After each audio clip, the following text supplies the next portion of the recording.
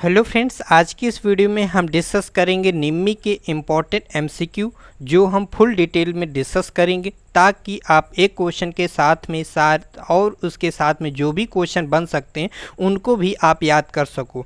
तो आराम से वीडियो को देखना है अंत तक, ठीक है। बीच में क्लास को नहीं छोड़ना है, इससे कि अगर आप कोई भी टेक्निकल एग्जाम देने जाओगे तो यहाँ से एक ना एक क्वेश्चन आपको ज़रूर मिलेगा, ठीक है। और आप एग्ज़ाम देने के बाद बोलो कि हाँ सर एक क्वेश्चन यहाँ से आए थे। हम नहीं गारंटी ले सकते हैं कि 10 क्वेश्चन 5 क्वेश्चन 1-2 क्वेश्चन फंस जाए, लेकिन अगर आप इस वीडियो को अच्छे से ध्यान से देखोगे तो काफ़ी आपको बेनिफिट मिलेगा। अगर आपको वीडियो लास्ट में पसंद आए तो वीडियो को लाइक ज़रूर कीजिएगा, हमारे चैनल में नए तो चैनल को सब्सक्राइब कीजिएगा। चलिए स्टार्ट करते हैं बिना देरी के। तो फर्स्ट क्वेश्चन हमसे पूछा गया है which one is the personal safety. तो यहाँ पे पूछा है कि निम्न में से कौन सी व्यक्तिगत सुरक्षा कौन सी है। ऑप्शन है कीप द मशीन क्लीन, मतलब मशीन को साफ रखें, अपने काम पर ध्यान दें, गैंगवे और फर्श को साफ रखना, टूल्स को उचित स्थान पर रखें। ये 4 ऑप्शन है, ठीक है। तो हमसे क्या पूछा गया, व्यक्तिगत सुरक्षा कौन सी है। तो हमें सबसे जानना जरूरी है कि हमारी सेफ्टी कितने प्रकार की होती है। सेफ्टी हमारी 3 टाइप की होती है। कौन कौन सी होती है। एक हमारी सेल्फ सेफ्टी होती है जो हमारी पर्सनल सेफ्टी के अंतर्गत आती है। दूसरी हमारी कौन सी होती है, मशीन की सुरक्षा। और तीसरी हमारी वर्कशॉप सुरक्षा। पहले बोल सकते हैं कि पर्सनल सेफ्टी, फिर हमारी वर्कशॉप सेफ्टी, फिर हमारी मशीन सेफ्टी, मशीन टूल्स की सेफ्टी वगैरह वगैरह, ठीक है। अब यहाँ पे पूछा कि व्यक्तिगत सुरक्षा कौन सी है। तो व्यक्तिगत सुरक्षा हमारी कौन सी है, अपने काम पर ध्यान देना। तो ये हमारा राइट आंसर हो जाएगा, ठीक है।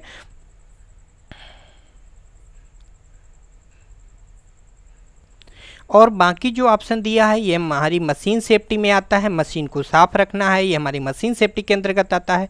Keep the gangway floor clean, ये हमारी किसके अंतर्गत आएगा, वर्कशॉप सेफ्टी के अंतर्गत, मतलब जो हम वर्कशॉप की साफ सफाई रखेंगे उसके अंतर्गत आएगा, ठीक है।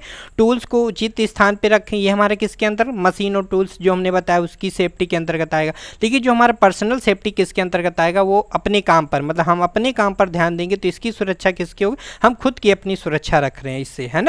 चलिए आगे होगा समझ में। नेक्स्ट क्वेश्चन देख लेते हैं। नेक्स्ट क्वेश्चन से क्या पूछा गया, निम्न में से मैंडेटरी सिंबल, इसका अनिवार्य प्रतीक क्या है। तो इस सिंबल का आपको आंसर बताना है। इस सिंबल का क्या अर्थ है। तो ये ट्रिंगुलर का है, ठीक है। ट्रिंगुलर इसे बोलते हैं और इसका मतलब क्या होता है चिन्ह का। तो यहाँ पे इस क्वेश्चन का आंसर हमारा हो जाएगा स्टॉप। इसका यहाँ पे मतलब क्या होता है, स्टॉप। आप देखते होंगे रोड वगैरह में इस टाइप के आपको त्रिभुज में दिख जाता है, वहाँ पे आपको बताना होता है, तो समझना होता है कि इसका मतलब क्या है, स्टॉप, आप रुक जाओ, ठीक है। नेक्स्ट क्वेश्चन से क्या पूछा गया है, वेरी वेरी इंपॉर्टेंट क्वेश्चन है। इससे भी रिलेटेड जो क्वेश्चन होंगे हम आपको बताएंगे। Flammable of liquid fuel solid are classified, ज्वलनशील लिक्विड ठोस को वर्गीकृत किया जाता है। तो देखिए यहाँ पर लिक्विड शब्द दिया है ना, तो जहाँ पर भी लिक्विड सॉलिड की बात कर रहा है, भले ही सॉलिड लिखा हुआ है लेकिन आप सॉलिड को देख के आप क्लास ए लगा सकते हैं, लेकिन यहाँ पे लिक्विड दिया है कि हमारी जो मेटल है वो लिक्विड अवस्था में है या ठोस है वो हमारा लिक्विड अवस्था में है, तो वह हमारा किस क्लास के अंतर्गत आएगा, वो हमारा क्लास बी के अंतर्गत आएगा। सभी क्लास के बारे में जानना जरूरी है। जैसा कि हमने आपको ट्रिक बताया था कि ठोस में या लकड़ी में लगी आग किस वर्ग के अंतर्गत आती, किस क्लास के अंतर्गत आती, वो हमारी क्लास ए के अंतर्गत आती। इसको याद करने का सीरियल ये है, ठोस द्रव गैस, ये आप सीरियल याद कर लीजिए, ठोस द्रव गैस। तो क्लास ए के अंतर्गत हमारी ठोस वस्तुएं क्या आती हैं, द्रव के अंतर्गत, द्रव में जो भी लिक्विड से जो लगी आग होगी क्लास बी के अंतर्गत आएगी, जो गैस से लगी आग होगी वो हमारी क्लास सी के अंतर्गत आएगी। तो ठोस द्रव गैस इस प्रकार से याद कर लेंगे। जो क्लास डी है उसके अंतर्गत हमारी बिजली से लगी आग आती है, ठीक है, याद रहेगा ना। बिजली से लगी आग को बुझाने के लिए हम किसका प्रयोग करते हैं, तो बिजली से लगी आग को बुझाने के लिए हम CTC कार्बन टेट्राक्लोराइड का प्रयोग करते हैं। तो ये सारी चीज़ें आपको याद रखना, ठीक है फ्रेंड्स, ठीक है। 1 सेकेंड। अब क्लास ए के बाद बात करें, ठोस वस्तु में अगर लगी आग है उसको बुझाना है तो हम किस स्टिंग यूजर का प्रयोग करेंगे, क्वेश्चन पूछा जाता है तो सोडा फायर स्टिंग यूजर का प्रयोग करेंगे, ठीक है। दूसरा क्वेश्चन है, अगर क्लास बी क्लास और ठोस वस्तुओं में कौन कौन सी आएंगी हमारी, लकड़ी, पेपर, कपड़े, इनमें अगर आग लगती है तो सोडा फायर एक्सटिंग्विशर का प्रयोग करेंगे। अगर क्लास बी द्रव में लगी आग है, लिक्विड में लगी आग है, उसको अगर हमें बुझाना है तो किसका प्रयोग करेंगे हम, फोम फायर एक्सटिंग्विशर का। फोम फायर में क्या होता है, इसमें हमारी झाग होती है जो लिक्विड के ऊपर बैठ जाती है और वह ऑक्सीजन को रोक देती है, क्योंकि आग में क्या क्या होते हैं, तीन चीज़ होती हैं हमारी, फ्यूल होता है, हीट होता है और ऑक्सीजन होता है। तीनों में से कोई एक चीज़ अगर हम गायब कर देंगे तो आग हमारी जलना बंद हो जाएगी। तो क्लास बी में हमारी फोम फायर एक्सटिंग्विशर आता है जिसमें द्रव में लगी आग को बुझाते हैं। सी आती है हमारी क्लास सी के अंतर्गत, वो हमारी आती है ठोस द्रव गैस। गैस को बुझाने के लिए हम किसका प्रयोग करेंगे, हम गैस को बुझाने के लिए हम ड्राई पाउडर एक्सटिंग्विशर का प्रयोग करेंगे। ठीक है, अब यहाँ पे क्वेश्चन और आता है, कार्बन डाइऑक्साइड से हम किस आग को बुझा सकते हैं। तो कार्बन डाइऑक्साइड से हम क्लास बी की आग को बुझा सकते हैं। कैसे, ठोस द्रव में मतलब हमें आग लग गई है और उसमें ऑक्सीजन को हमें रोकना है, तो अगर हम कार्बन डाइऑक्साइड का भी प्रयोग करेंगे तो उससे भी आग बुझ जाएगी, लेकिन खुले स्थान पर हम इसका प्रयोग नहीं करेंगे। ठीक है, तो ये भी याद रखिएगा। क्लास डी में किसका प्रयोग करेंगे, बिजली से लगी आग को बुझाने के लिए हम CTC कार्बन टेट्राक्लोराइड, जिसका दूसरा नाम याद रखिएगा BCF। क्या नाम है उसका दूसरा, BCF।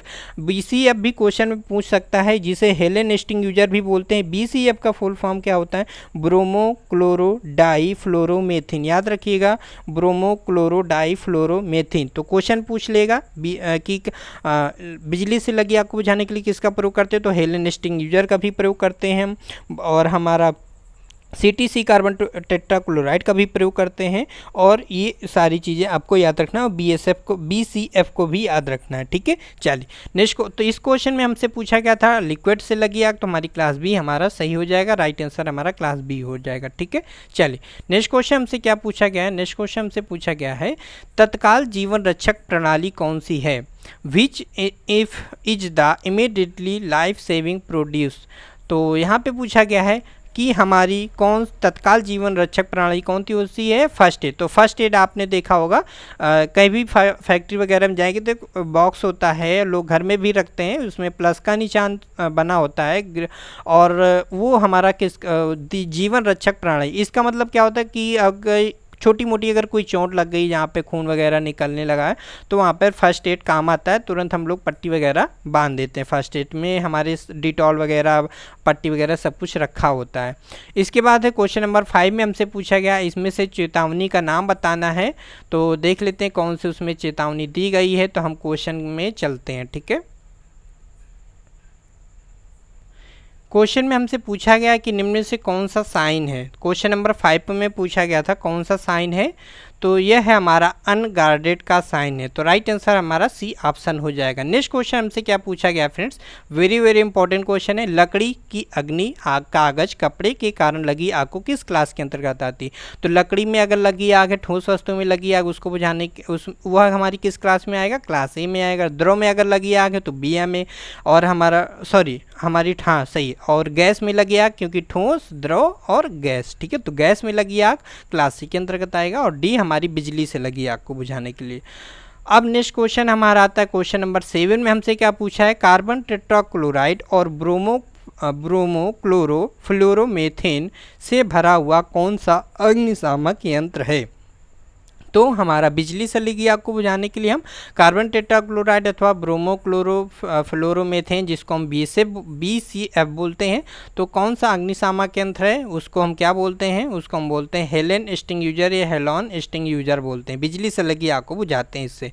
नेक्स्ट क्वेश्चन हमसे क्या पूछा जा रहा है, कौन सा यांत्रिक व्यावसायिक खतरों के अंतर्गत आता है।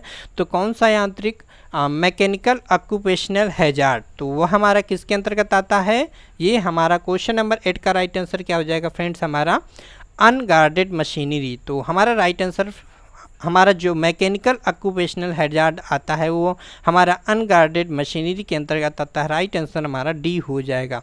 नेक्स्ट क्वेश्चन हमसे पूछा गया, घायल व्यक्ति के रक्त स्राव को कैसे रोके। ऑप्शन है पट्टी बांधना, मरहम लगाना, और यहाँ पे थर्ड ऑप्शन यहाँ पे आपको नहीं दिख रहा होगा, हम थर्ड ऑप्शन आपको हम जूम करके दिखा देते हैं। तीसरा ऑप्शन क्या है, apply culture over the word. फिर है apply pressure over the water, ये है। तो ओवर द वाउंड मतलब क्या है कि अगर ब्लड निकल रहा है तो हमें क्या करना चाहिए, ये क्वेश्चन में हमसे पूछा गया था कि घायल व्यक्ति के रक्त स्राव को कैसे रोके। तो जब भी कभी ब्लड बह रहा हो तो हमें क्या करना, जिसे उंगली में चोट लगी, ब्लड निकल रहा है तो तुरंत हम क्या दबा देते हैं उंगली, ताकि ब्लड ना निकले, तो प्रेशर देते हैं ना, तो घाव पर दबाव देते हैं। राइट आंसर हमारा डी ऑप्शन हो जाए। नेक्स्ट क्वेश्चन हमसे क्या पूछा गया, निम्न में से चिन्ह, यह चिन्ह क्या यहाँ पे दिखा रहा है, क्या प्रदर्शित कर रहा है। तो यहाँ पे देख लेते हैं, ऑप्शन है स्कूल, संरक्षित, अनगार्डेड और यहाँ पे पैदल चलने वाले का मार्ग। तो यहाँ पे भी त्रिभुज का आकार है और यहाँ पे वार्निंग साइन है, ठीक है। ये किसको डिनोट करता है फ्रेंड्स, ये वार्निंग साइन को डिनोट करता है। और यह किसके अंतर्गत है, यहाँ पे क्या डिनोट कर रहा है, पैदल चलने वाला मार्ग। तो राइट आंसर हमारा डी ऑप्शन हो जाएगा। क्वेश्चन नंबर 11 हमसे क्या पूछा गया, निम्न से आग लगने के 3 कारक कौन कौन से हैं।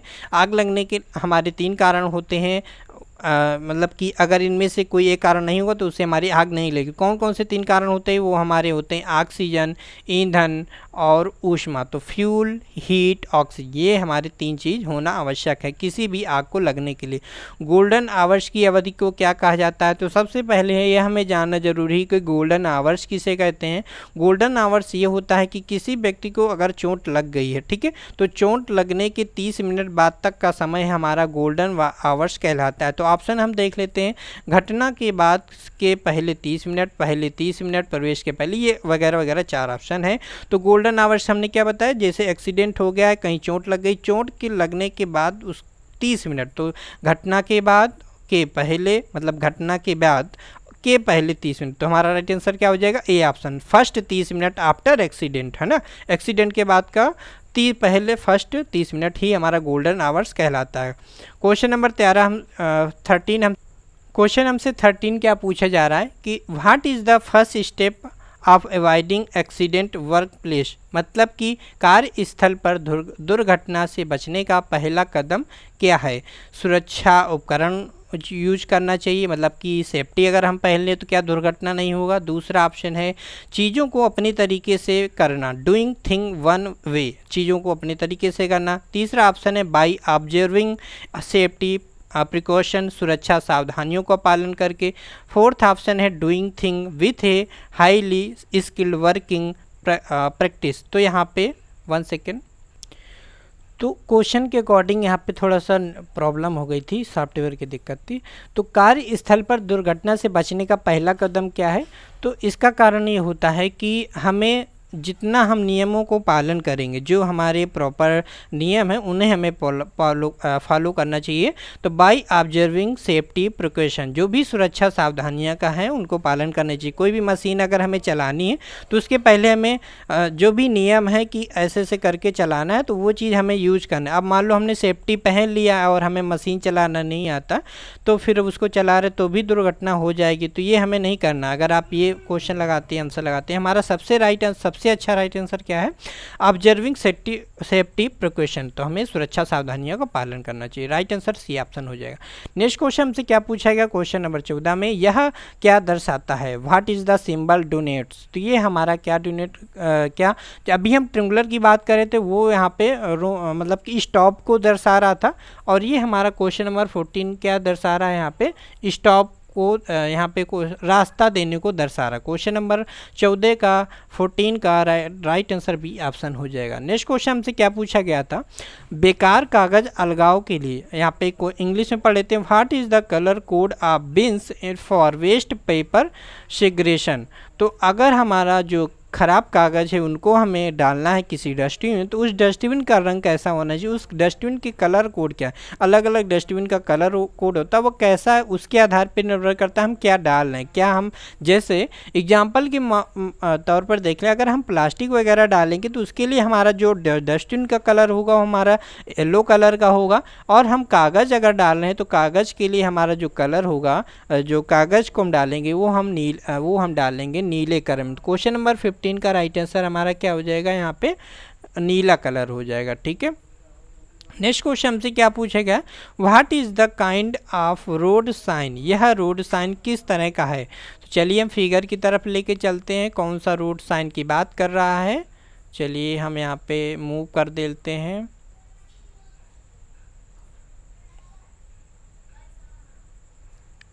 हाँ चलिए हम आ गए हैं और यहाँ पे हम साइन देख लेते हैं कौन से रोड के साइन को यहाँ पे दर्शा रहा है। तो ये यहाँ पे बता रहा है, तो यहाँ पे ये क्या हमें दर्शा रहा है कि हमें इन्फॉर्मेशन दे रहा है, सूचना दे रहा है। तो राइट आंसर क्या हो जाएगा हमारा, डी ऑप्शन हो जाएगा। नेक्स्ट क्वेश्चन जो अब और इम्पोर्टेंट क्वेश्चन आने वाले हैं, इससे रिलेटेड भी हम आपको बताएंगे और अच्छी ट्रिक भी बताएंगे। आप लोग वो जो भी थोड़ा सा याद करने का भूल जाते हैं वो भी ट्रिक हम बताएंगे। तो which fire extinguisher used fire flammable and running fluid liquid fire. तो इस टाइप का ऊपर भी क्वेश्चन आया था, तो वहाँ पे हमने भी बताया था। वहाँ पे क्या था हमारा सॉलिड जो था वो हमारा लिक्विड था। वहाँ पर भी हमारा अगर लिक्विड ऑप्शन वर्ड दिया है तो हमारा आंसर क्या हो जाएगा, वहाँ पे भी हमारा फोम फायर एक्सटिंग्विशर हो जाएगा। तो क्वेश्चन नंबर 17 का राइट आंसर हमारा क्या हो जाएगा, इसमें भी हमारा फोम फायर एक्सटिंग्विशर हो जाए। तो हमें लिक्विड वगैरह मिल जाए, लिक्विड फायर है उसमें आग बुझाना है तो हमें फोम फायर एक्सटिंग्विशर लगाना। फोम में क्या होता है, झाग होता है और ये जो तेल में लगी आग होती है उसमें तेल के आग के ऊपर बैठ जाती है और वो जब आग बुझ जाएगी मतलब ऑक्सीजन जो जा रही है उसको बंद कर देता है, रोक देता है ऑक्सीजन। जब ऑक्सीजन रोक देगा तो आग नहीं लगेगी। ठीक है, अब इससे रिलेटेड हम ये आपको क्वेश्चन थोड़ा सा बताने वाले हैं। फोम फायर एक्सटिंग्विशर को कैसे पहचानते, ध्यान से सुनिएगा। हम ऑप्शन आपको बोल रहे हैं फोम फायर एक्सटिंग्विशर को कैसे पहचानते, पीले रंग के हाथ के चिन्ह से, नीले रंग के हाथ के चिन्ह से, या फिर हम भूरे रंग के हाथ के चिन्ह से। ये हमने आपको ऑप्शन दिया है। तो फोम फायर एक्सटिंग्विशर को हम कैसे पहचानते हैं, कोई कमेंट करके बता सकता है।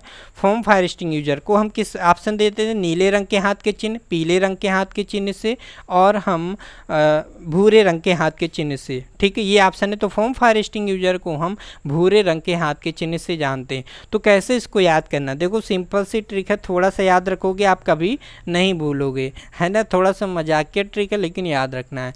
कभी भी पूछ ले फोम फायर एक्सटिंग्विशर का कैसे पहचानते, तो ऑप्शन इसी तरह के दिया होगा। तो बस माइंड में सोचना है कि जो भी इसको याद करने का ट्रिक ये है कि फूफा की आंखें कैसी हैं, भूरे कलर की हैं। तो कभी भी आ जाए कि फोम फायर एक्सटिंग्विशर का उसके कैसे पहचानते हैं, किस रंग के हाथ को पहचानते हैं, भूरे रंग के हाथ के चिन्ह से पहचानते हैं कि पीले रंग के हाथ के चिन्ह पहचानते हैं। तो फूफा की यहाँ से फास्ट से हम क्या सोच लेंगे, फूफा की आंखें क्या हैं यहाँ पे उनकी भूरी हैं, तो वहाँ पे याद रखेंगे फोम फायर एक्सटिंग्विशर के जो हाथ है जो वो भूरे रंग के हाथ के चिन्ह से पहचाना जाता है। हेलन एक्सटिंग्विशर इसको कैसे, इसमें तुम्हारा CTC लिखा होता है, इसको बिजली से लगी आग को बुझाने के लिए प्रयोग करते हैं। ड्राई पाउडर एक्सटिंग्विशर का प्रयोग हम गैस से लगी आग को बुझाने के लिए प्रयोग करते हैं। इसको कैसे पहचानेंगे, तो ड्राई पाउडर एक्सटिंग्विशर को कैसे पहचानेंगे, तो इसको भी इसमें भी लिखा होता है। और एक क्वेश्चन आता है सोडा फायर एक्सटिंग्विशर से हम लकड़ी और ठोस वस्तु में लगी आग को बुझाने के लिए प्रयोग करते हैं। अगर आपसे पूछा जाए सोडा फायर एक्सटिंग्विशर को कैसे पहचानते, तो ऑप्शन वही है, पीले रंग के हाथ के चिन्ह से, नीले रंग के हाथ के चिन्ह से और भूरे रंग के हाथ के चिन्ह से और काले रंग के हाथ के चिन्ह से। ये ऑप्शन है 4। ठीक है, तो राइट आंसर हमारा क्या होगा,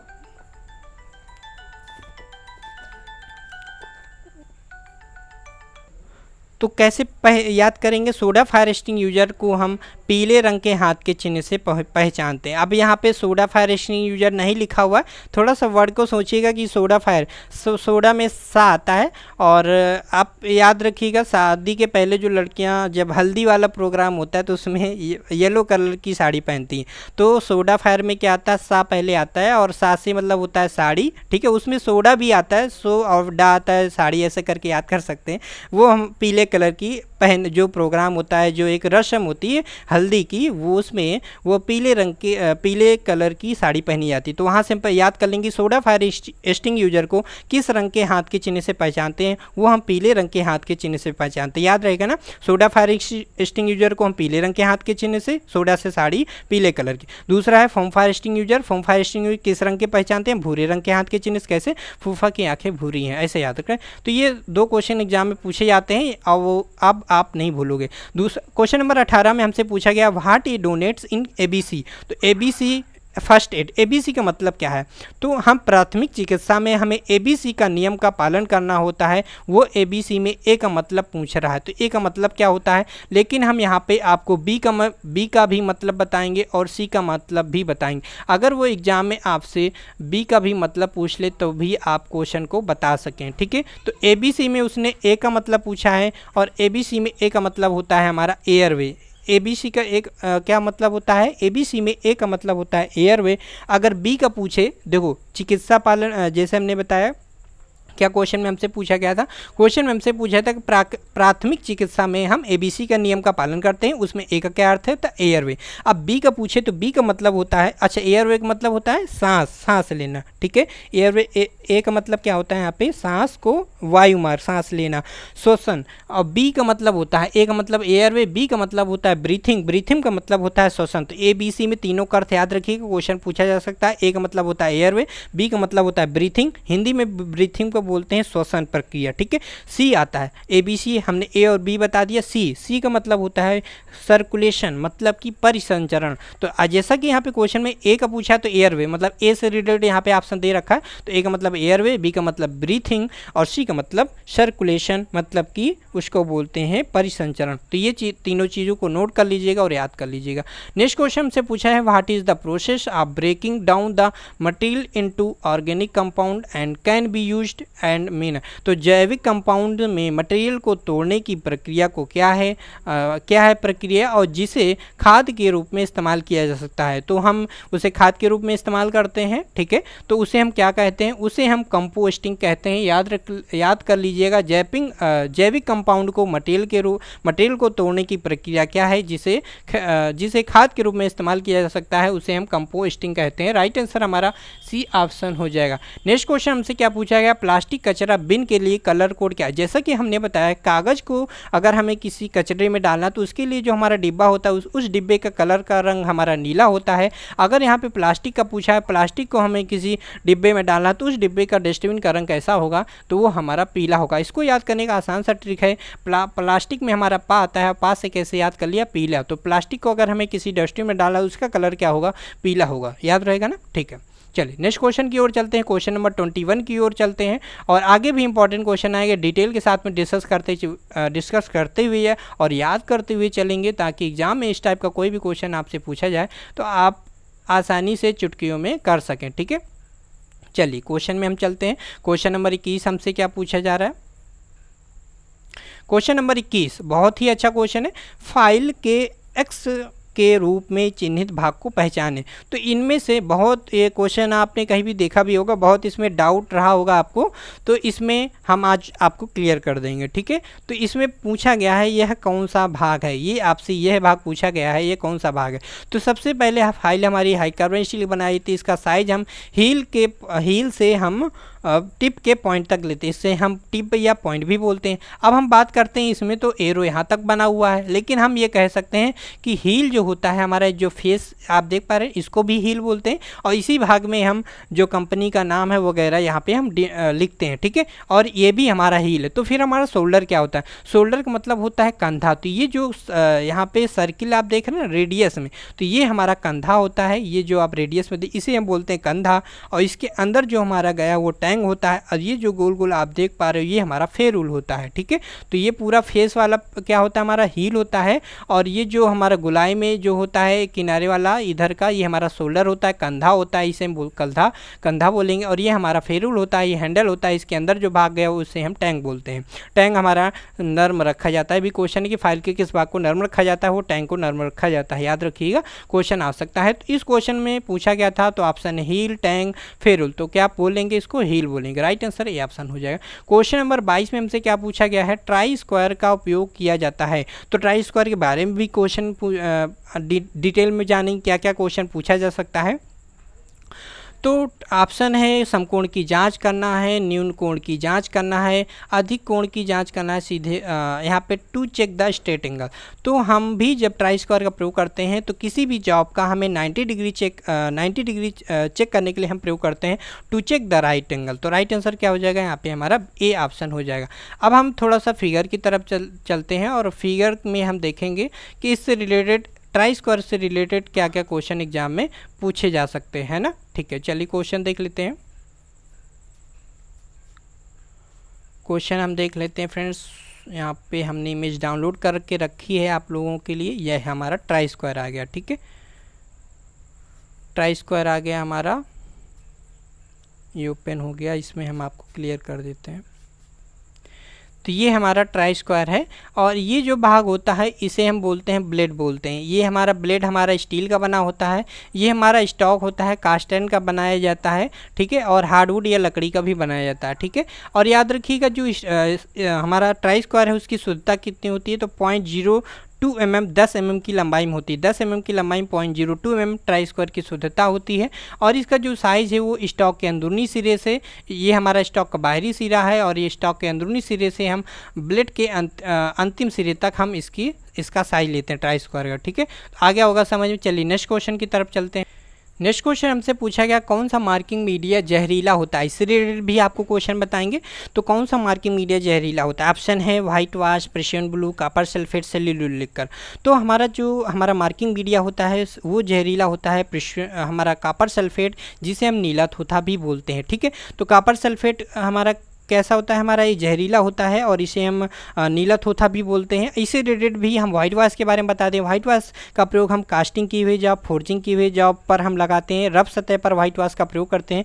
प्रेशियन ब्लू का प्रयोग कहाँ करते हैं? प्रेशियन ब्लू का फ्रेंड्स वहाँ पर प्रयोग करते हैं जहाँ पर हमें जैसे हमें कोई भी मेटल है हमारा, जैसे कि कॉपर है, ब्राश है, इनमें हमें प्रेशियन ब्लू का प्रयोग किया जाता है। प्रेशियन ब्लू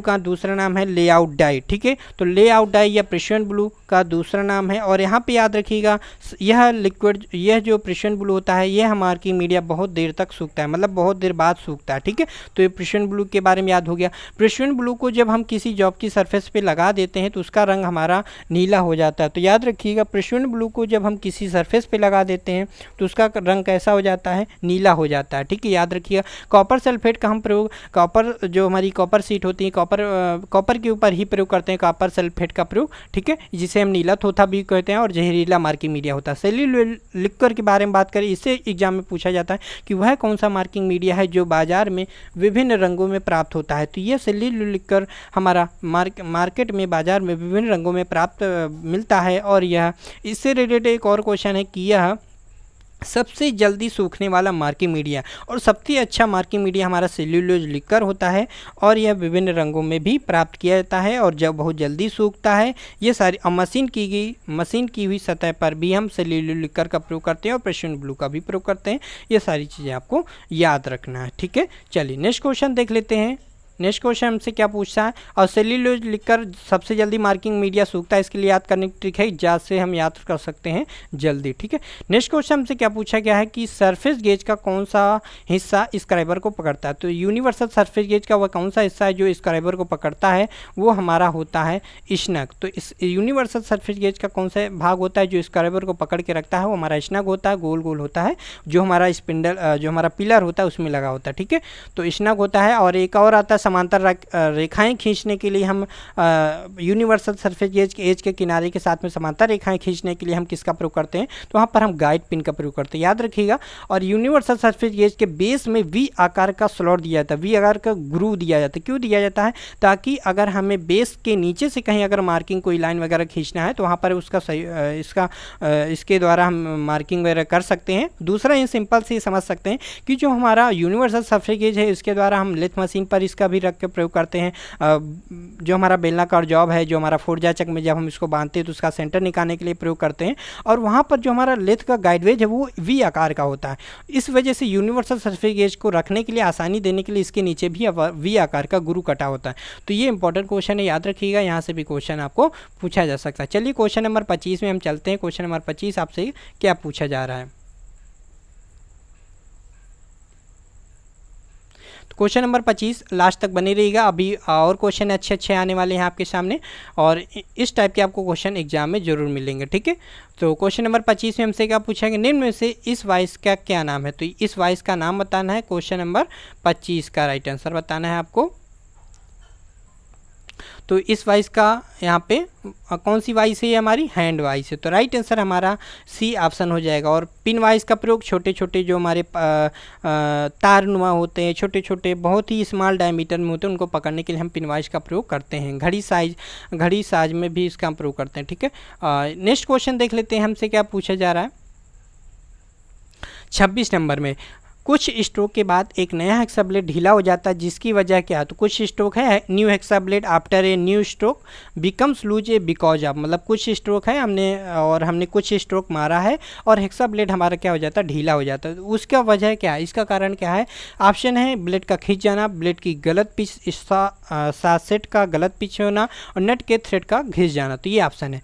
तो कुछ बच्चे ये भी लगाते हैं नट थ्रेड, कोई इतनी जल्दी घिसने की संभावना नहीं है, लेकिन जो हमारा सबसे जो ज़्यादा राइट आंसर माना जाता है वो हमारा ए ऑप्शन है। मतलब कि जो हमारा हेक्सा ब्लेड है, हमने बहुत ही फोर्स से हमने कुछ स्ट्रोक हमने जो लगाए, बहुत ही फोर्स लगाए।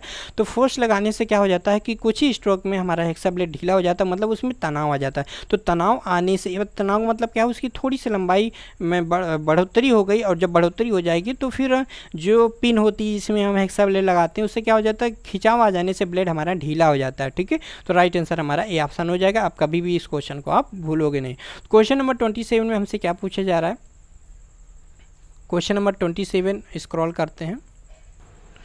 क्वेश्चन नंबर 27 में हमसे पूछा गया है, पतले कट और पतले वर्क पीस को काटते समय दांतों बहुत आसानी से क्यों टूटते हैं। Why break the teeth acquire easily while sawing the word work piece, मतलब कि जब पहले कट और पतले वर्क पीस को जब हम काट रहे होते हैं तो उस समय हमारे टीथ क्यों टूट जाते हैं, क्यों टूटते हैं। तो ऑप्शन है हाथ बहुत बल ज़्यादा होना, hand force is too big, cutting section is too short, कॉस्ट blade to be used, hand force act only upon few teeth. क्या होगा राइट आंसर। पतले कट और पतले वर्क पीस को काटते समय दांतें बहुत आसानी से क्यों टूट जाते हैं। तो कभी भी हम पतले वर्क पीस को अगर हम प्रयोग कर रहे हैं, ठीक है, पतला वर्क पीस है मतलब कि हमारा कोई पतला मेटल है, पतली सीट है, उसको काटने के लिए जो हम एक्स्ट्रा ब्लेड प्रयोग करते हैं उसमें हमारी पिच कैसी होगी, वो हमारी कौन सी होगी, वेरी फाइन पिच ब्लेड होगी। क्यों होगी, क्योंकि हमारे दांतें उसमें ज़्यादा होनी चाहिए। ठीक है, फाइन पिच या वेरी फाइन पिच होना चाहिए। दूसरा है यहाँ पे पूछा गया था, तो आंसर क्या होगा यहाँ पे, ये भी हो सकता है coarse blade to be used. अगर हम कोर्स ब्लेड वहाँ पर यूज करेंगे तो भी हमारे जो दांत हैं वो टूटने के चांस बन सकते हैं। लेकिन हमारा राइट आंसर क्या होगा, मतलब अगर हमें hand force act only upon few tooth, अगर हम हाथ का जो फोर्स है अगर कुछ दांतों पर ही हम देंगे या कुछ काम करता है तो वहाँ पर हमारे दांत टूट सकते हैं, टूट जाते हैं। ठीक है, तो hand force act only upon few tooth, तो हाथ का जो फोर्स है वो कुछ ही टीथ पर पड़ता है। राइट आंसर यहाँ पे डी हो जाएगा, लेकिन ये भी हमारा सी ऑप्शन भी हो सकता है। ठीक है, नेक्स्ट क्वेश्चन देख लेते हैं। क्वेश्चन नंबर 28 में हमसे क्या पूछा जाए, तो 28 में हम चलते हैं। 28 में हमसे क्या पूछा जा रहा है, कार्नर और जॉइंट मटेरियल पर चौखोर करने के लिए किस चीजल का प्रयोग करते हैं। ऑप्शन है flat chisel, cross cut chisel, diamond point chisel, round note chisel. तो कॉर्नर और जॉइंट पर मटेरियल को चौखोर करने के लिए मतलब भी chisel used squaring material at it corner joint. हमने बहुत आपको याद करा है कि कोई भी मेटल है उसमें अगर कॉर्नर और जॉइंट की बात करता है, स्क्वायर की बात करता है, वहाँ पर हम डायमंड पॉइंट चीजल का प्रयोग करते हैं। ठीक है, किसका प्रयोग करते हैं हम, डायमंड पॉइंट चीजल का प्रयोग करते हैं। सभी चीजल के बारे में जानेंगे। फ्लैट चीजल का प्रयोग कहाँ करते हैं, जैसे कोई भी सामान्य कार्य के लिए हम फ्लैट चीजल का प्रयोग करते हैं। इस चीजल के द्वारा हम कोई भी सरिया रॉड है, सीट वगैरह काटने के लिए प्रयोग करते हैं। फ्लैट चीजल की कटिंग एज की चौड़ाई होती है, नोट कर लीजिए, फ्लैट कटिंग एज, इसके कटिंग एज की चौड़ाई 16 से 32 mm होती है। ठीक है, ये। और दूसरा है जो इम्पोर्टेंट है हमारा क्रॉस कट चीजल, इसका दूसरा नाम होता है केप चीजल। इसके कटिंग एज की चौड़ाई होती है 4 से 12 mm होती है। इसकी हमारी कितनी होती है, इसकी हमारी 16 से 32 दुगनी होती है, 16 दून 32 है ना। और क्रॉस कट चीजल की चौड़ाई कितनी होती है, 4 से 12 होती है। क्रॉस कट चीजल का दूसरा नाम केप चीजल होता है। इसका फोर्जिंग एंगल अगर आपसे पूछे, क्रॉस कट चीजल का फोर्जिंग एंगल 30 डिग्री होता है। और इसका कटिंग एंगल पूछे, क्रॉस कट चीजल के लिए कटिंग एंगल हमारा 60 डिग्री होता है, जिसे हम पॉइंट एंगल भी बोलते हैं। ठीक है, ये इंपॉर्टेंट याद रखिएगा। क्रॉस कट चीजल का प्रयोग कहाँ करते हैं, कीवे काटने के लिए, कीवेज काटने के लिए हम क्रॉस कट चीजल का प्रयोग करते हैं। नेक्स्ट है हमारा diamond point chisel. Diamond point chisel का प्रयोग कहाँ करते हैं, तो कोई भी हमारा जैसे वर्गा का ग्रू के कोने बनाने में हम करते हैं, और हमारे ग्रू वगैरह बनाने में तो करते हैं, जो भी जॉइंट वगैरह वहाँ पर भी हम इसका प्रयोग करते हैं। तो डायमंड पॉइंट चीजल को इस चीजल को हम डायमंड पॉइंट क्यों कहते हैं, क्योंकि इसका डायमंड पॉइंट चीजल जो इसकी कटिंग एज होती है वो हीरे की तरह तेज होती है, इस वजह से इसको डायमंड पॉइंट चीजल कहते हैं। भी क्वेश्चन एग्जाम में आता है। डायमंड पॉइंट चीजल की कटिंग एज की चौड़ाई की बात करें तो ये 6 से 16 mm होती है। तो इसकी हमने बात किया, इसको हमने बताया कितना बताया, 16 से 32 mm कटिंग एज की चौड़ाई होती है। क्रॉस कट चीजल की कटिंग एज की चौड़ाई कितनी होती है, 4 से 12 mm होती है। डायमंड पॉइंट चीजल के कटिंग एज की चौड़ाई 6 से 16 mm होती है। ठीक है, यह इंपॉर्टेंट आपको बता दिया। ठीक है, अब दूसरा आता है राउंड नोच चीजल। इसको हाफ राउंड नोच चीजल को राउंड नोच चीजल भी बोल सकते हैं, क्योंकि बलबीर सिंह में हाफ राउंड नोच चीजल दिया, वहाँ पे राउंड नोच चीजल का नाम नहीं है, जबकि प्रीतम में आपका राउंड नोच चीजल का नाम। तो इसको हम बोल सकते हैं कि हमारा वैसे एग्जैक्ट जो होता है राउंड नोच चीजल होता है। तो राउंड नोच चीजल का प्रयोग कहाँ करते हैं, इसका प्रयोग हम करते हैं आयल ग्रू काटने के लिए, या फिर ऐसे पूछ ले कि बियरिंग में आयल ग्रू जो काटते हैं वो इसका प्रयोग करते हैं। तो किस चीजल का प्रयोग करते हैं, बियरिंग में जो ग्रू वगैरह काटते हैं, यहाँ पर हम बॉल वगैरह सेट करते हैं, तो वहाँ पर हम राउंड नोच चीजल का प्रयोग करते हैं। ठीक है, याद रखिएगा। इसकी कटिंग एज की चौड़ाई अगर पूछे तो इसके कटिंग एज की चौड़ाई 2 से 16 mm होती है। इसकी लंबाई राउंड नोच चीजल की लंबाई हमारी 150 से 250 mm होती है। तो ये सारे याद रखिएगा। राउंड नोच चीजल जो होती है ये हमारी, जैसे हमारी कलम होती है ना, तो कौन सी चीजल है जो जिसका कटिंग एंगल कलम की तरह बना होता है, तो वो हमारा राउंड नोच चीजल होता है, जिसकी कटिंग एंगल कलम की तरह बना होता है। ठीक है, तो इसका प्रयोग आयल ग्रू काटने के लिए करते हैं, ये भी याद रखिएगा। दूसरा है कोई हमने ड्रिल किया और ड्रिल से हमारा जो सेंटर आउट हो गया, तो सेंटर को लाने में लिए सेंटर में लाने के लिए हम किस चीजल का प्रयोग करेंगे, राउंड नोच चीजल का प्रयोग करेंगे। तो ये सारी चीज़ें आपको याद रखना है। ठीक है, चलिए नेक्स्ट क्वेश्चन देख लेते हैं। क्वेश्चन नंबर 29 में हमसे क्या पूछा जा रहा है, एक्स के रूप में चिन्हित हथौड़े का भाग क्या नाम है। तो यहाँ पे पूछा जा रहा है, इसमें हमारा ये क्या दर्शा रहा है, तो फेस है, पिंच है, पिन है और चिक है, आई होल है, ये 4 ऑप्शन दिए गए हैं। तो ये हमारा क्या कहलाता है, ये हमारा क्या कहलाता है फ्रेंड्स, बताइए। क्वेश्चन नंबर 29 का राइट आंसर, तो क्वेश्चन नंबर 29 का हमारा राइट आंसर हो जाएगा चीक। इसे हम क्या बोलते हैं, चीक बोलते हैं।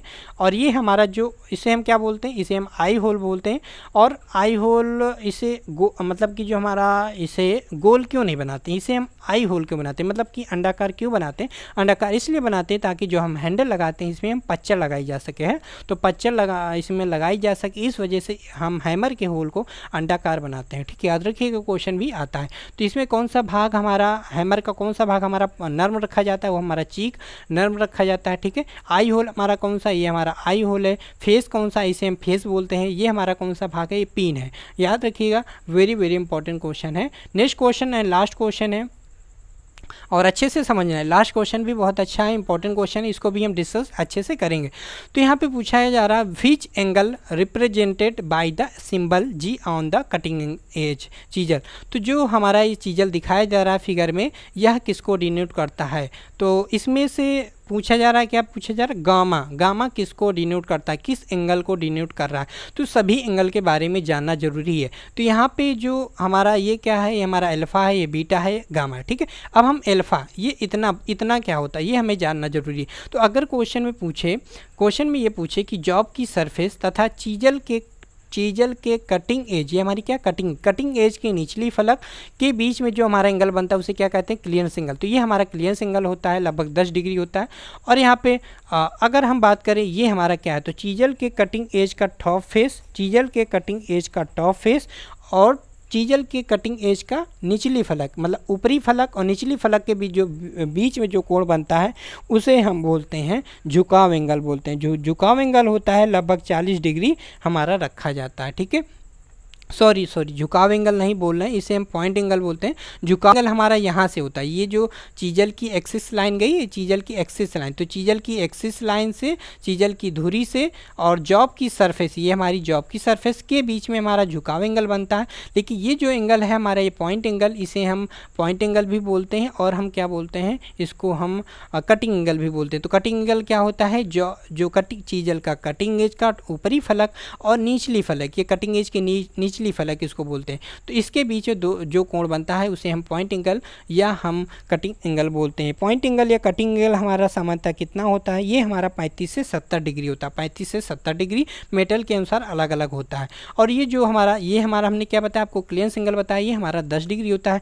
झुकाव एंगल अगर आपसे पूछे झुकाव एंगल कितना होता है, लगभग 40 डिग्री होता है। झुकाव एंगल क्या होता है, चीजल की धुरी की एक्सिस लाइन तथा जॉब का जो हमारा सरफेस है, सरफेस के बीच में जो एंगल बनता है हमारा झुकाव एंगल, उसका हमारा 40 डिग्री होता है। अब यहाँ पे गामा जिसे क्वेश्चन पूछा गया था, गामा क्या दर्शाता है, तो चीजल का कटिंग एज का टॉप फलक, ये क्या हमारा टॉप फलक है, टॉप फलक तथा ऐसे पूछ लेगा ना कि रैक एंगल क्या है, चीजल में हमारा रैक एंगल किसे कहते हैं, यह पूछ लेगा कि ऐसे परिभाषा लिख के बोलेगा कि चीजल का टॉप फेस, चीजल के कटिंग एज का टॉप फेस तथा जॉब के सरफेस के लंबवत रेखा के बीच में कौन सा कोण बनता है, तो हमारा रैक एंगल बनता है। ठीक है, रैक एंगल हमसे पूछे रैक एंगल कितना होता है, तो रैक एंगल हमारा 20 डिग्री होता है। तो ये हमारा 20 डिग्री होता है, ये हमारा 10 डिग्री होता है और ये हमारा 35 से 70 डिग्री होता है। ये हमारा क्या होता है, पॉइंट एंगल होता है। झुकाव एंगल कितना होता है, झुकाव एंगल लगभग 40 डिग्री होता है यहाँ से यहाँ तक। ठीक है, तो ये हमारा रैक एंगल कहलाता है। तो क्वेश्चन हमसे पूछा गया था गामा क्या है, तो ऑप्शन है रैक एंगल, वेज कोण, कटिंग एंगल, क्लियरेंस एंगल, ये 4 ऑप्शन थे। तो ये हमारा क्या कहलाता है, ये हमारा कहलाता है हमारा रैक एंगल कहलाता है ये चीज़। ठीक है, ये हमारा रैक एंगल कहलाता है। अगर हमारा कटिंग एंगल पूछता है तो कटिंग हमारा ये बीटा वाला होता है। ठीक है, और ये हमारा अल्फा क्या होता है, हमारा अल्फा हमारा क्लियरेंस एंगल होता है। ठीक है, सारा कुछ हमने यहाँ पे क्लियर कर दिया है। वीडियो अगर आपको पसंद आए तो वीडियो को लाइक कीजिएगा। नेक्स्ट क्लास में हम और नेक्स्ट क्वेश्चन ऐसे ही डिस्कस करेंगे डिटेल में। इसकी PDF हम डिस्क्रिप्शन बॉक्स में आपको कल हम आपको प्रोवाइड कर रहे हैं। इस क्लास को कंप्लीट होने के बाद हम इसकी PDF आपको डिस्क्रिप्शन बॉक्स में फ्री ऑफ कॉस्ट प्रोवाइड करा देंगे। जो लोग भी वैसे तो फ्री वेबसाइट में भी मिलती है, वहाँ से आप डाउनलोड कर सकते हैं, लेकिन वहाँ से भी आप डाउनलोड करने में आपको प्रॉब्लम होती है, आपको PDF नहीं मिल पाती है। तो हम क्या करेंगे, इस PDF को डिस्क्रिप्शन बॉक्स में हम आपको प्रोवाइड करा देंगे, वहाँ से आप इसे डाउनलोड कर लीजिएगा। लेकिन इस वीडियो को अंत तक देख लीजिएगा। ठीक है, अगर आपने अभी तक इसको सही से वॉच नहीं किया, क्योंकि वेरी इंपॉर्टेंट क्वेश्चन है। तो आज की इस वीडियो में बस इतना ही रखते हैं। और आपको वीडियो पसंद आए तो लाइक कीजिएगा, कमेंट करके बताइएगा आपको वीडियो कैसा लगा, आपको क्या आपको कुछ सीखने को मिला कि नहीं इस वीडियो के माध्यम से। और कुछ अगर यहाँ से हमारे द्वारा मिस्टेक हुई तो उसके लिए यहाँ पे क्षमा चाहेंगे। और यहाँ पे कोशिश रहेगी जो भी मिस्टेक अगर हो गई है तो नेक्स्ट वीडियो में हम उसको सही बता देंगे। ठीक है, कोशिश रहती है कि कोई भी क्वेश्चन आपको गलत हम ना बताएं। और वीडियो पसंद आए तो वीडियो को शेयर कीजिएगा, हमारे चैनल में नए तो चैनल को सब्सक्राइब कीजिएगा। सभी से प्यारी प्यारी से गुड नाइट, अपना ख्याल रखें और औरों का भी ख्याल रखें। बाय बाय, शुभ रात्रि, गुड नाइट।